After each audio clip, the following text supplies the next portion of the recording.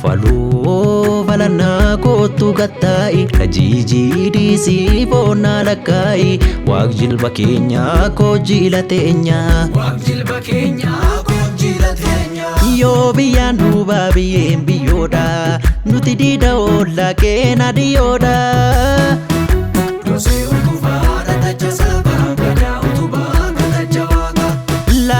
ya sa walu maraga me walita sa sana tunu basa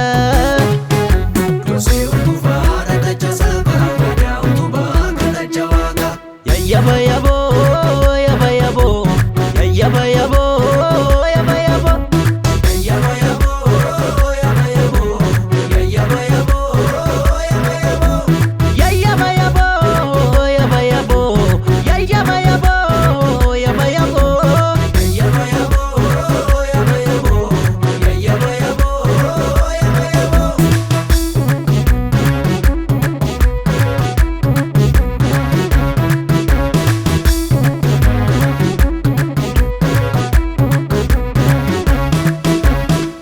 simbasu gudini kama yani sadeta balbala peti marsango gesa sfagum sadeti chaya odati ndula kantati yos falatati lodia lele jimfuti marmu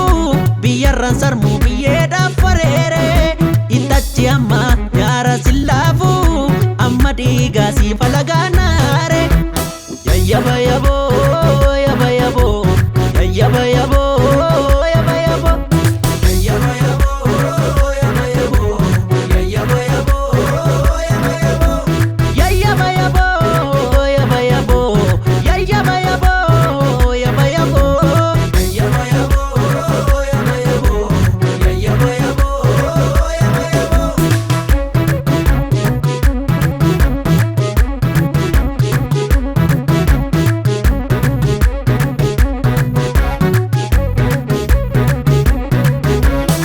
kulabake chinatti difte kirkida orma shase katare karashanani banatti difte golatti alshani wale tattare sampe katare golatti alshani wale tattare sampe katare lappe laftu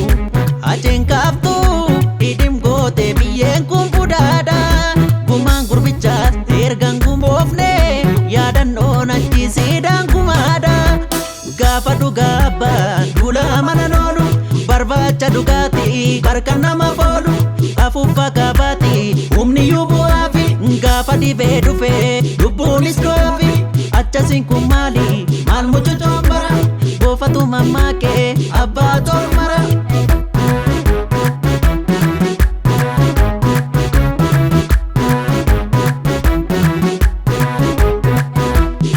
wajwaji kesa yabo wale kuma fuga sawalina wale wajwaji